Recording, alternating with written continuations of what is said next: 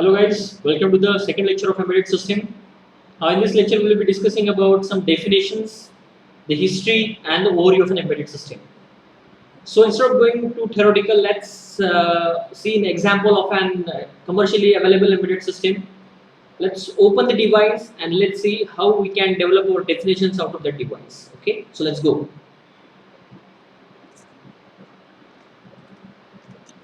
Yeah, this is a device. Now you see this is a pulse oximeter.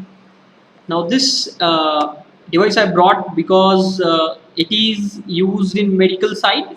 So this device is used to measure the heart rate and the oxygen content of a body. So how we use this device is we put this device on our finger like this and we'll press the button. Now once it starts, it will give me the oxygen content. Now this is the oxygen content which is 99. It is out of the 100. It's also called as oxygen saturation or oxygen tension in the body. And this is my heart rate. This is 94. Okay, which is quite higher. Okay, it should be ideally 72 or 80, but it is 98. Yeah. Okay. So that shows like my blood pressure is quite higher currently. So let's go and open this device and let's see how this can be this can be a device which how we can develop our definitions out of this device. Okay, so let's open it. Let me take my tools. So let me adjust the camera quite a bit so that it will be easy. Yeah, so this is, let's open this.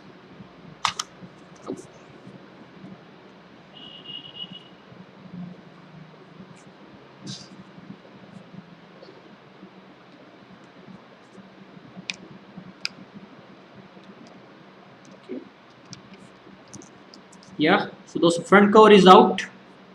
You see there is a circuit board. There is a whole circuit board here. This is the LCD, right? There is a button. There are some wires. Okay, let's check out the back side.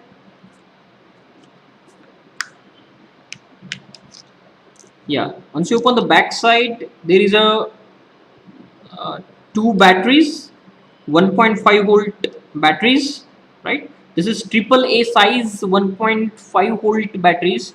These are two. That means this device runs on 3 volts, right? So let's open this. You see, we have to be very careful. We should not be damaging the board, right?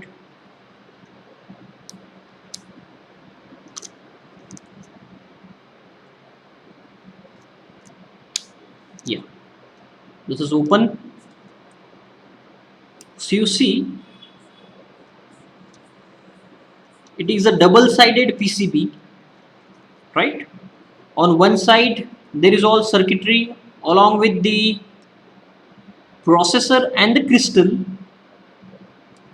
Okay, I think I missed the view, so let's keep it like this so you will be able to see now.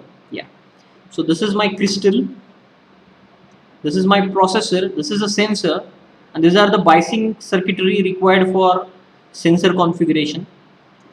And if you see this side,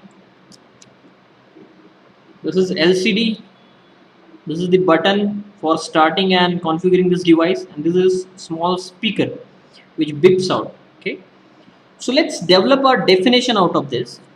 So by book, the definition of embedded system says an embedded system is a combination of computer hardware and software designed for a specific function.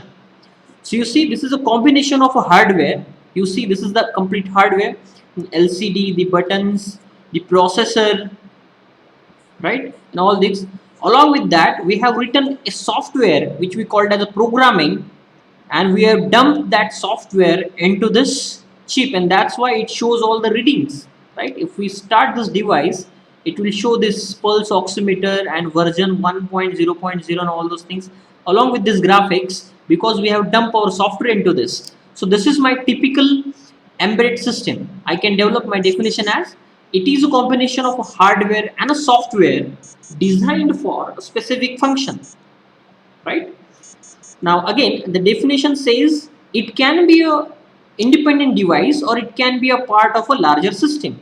So if we take another example, suppose microwave oven, or let's say washing machine, then the embedded system inside that microwave oven or washing machine is a part of a bigger electromechanical device or mechanical or electrical device, you can say.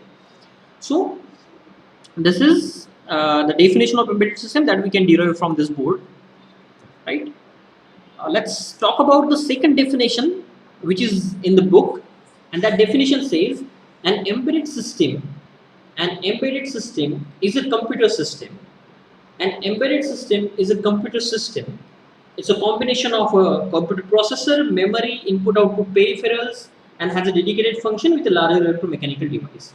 Now, if this is true, then what we can say, this has input output peripheral devices. Now what is input output peripheral devices? Let's talk about first input. Now if you see, this is the sensor. Now this embedded system takes the input from this sensor and displays our heart rate and oxygen content. The other sensor is inside this. I hope you can see this. This is the sensor. This is the sensor, right? So these are the two sensors which gives us the heart rate and oxygen content. So these two sensors act as input for the system, right? Whereas the screen where we can see the output is an output device. So this is combination of peripheral devices which is present on our system. So this system is a software, is a combination of hardware and software along with the peripheral devices, right? And the third definition, it says an embedded system is a microprocessor or a microcontroller based system. Yeah. An embedded system is a microprocessor or microcontroller based system of hardware and software designed to perform dedicated function within the larger mechanical and or electrical system. So what it says actually is same as the first definition, but this definition talks about the processor and microcontroller involved. So you say this is the processor in this. Now in the first lecture itself I told you about the processors which are used in industry. So this is the version of an ARM. This is called as STM processors. So this is a very low cost processor. It's a 32-bit ARM processor, where ARM is, you know what is ARM is? Advanced RISC machines, right? So the name itself indicates it's a RISC architecture based processor, right? So this is about the definitions that we have derived from this device. So let's keep this device apart and let's talk about the history now. Now you know the as far as the history is concerned, the first embedded system was developed or was developed for Apollo guidance mission, or we can say Apollo mission, and it was a Apollo guidance computer. You see, this is a golden color is an Apollo guidance computer along with its keyboard and display. This is called as DSKY, and this is actually a computer. Okay. The performance of computer as compared to a mobile was very low. Our mobiles are computationally very efficient, and at that time this was one of the best computer, you can say, at the time.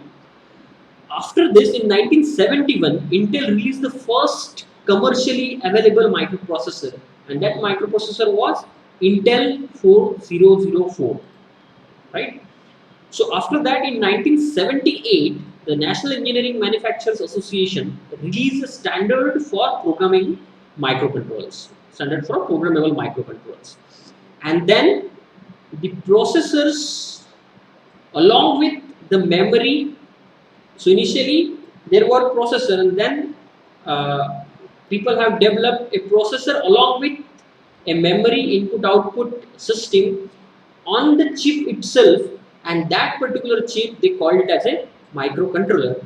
So this is basically the difference between the microprocessors and the microcontrollers. Microprocessors are the the microprocessor does not have inbuilt input and output along with the memory, input output and the memory systems, whereas the microcontroller have input output components along with an inbuilt memory on it.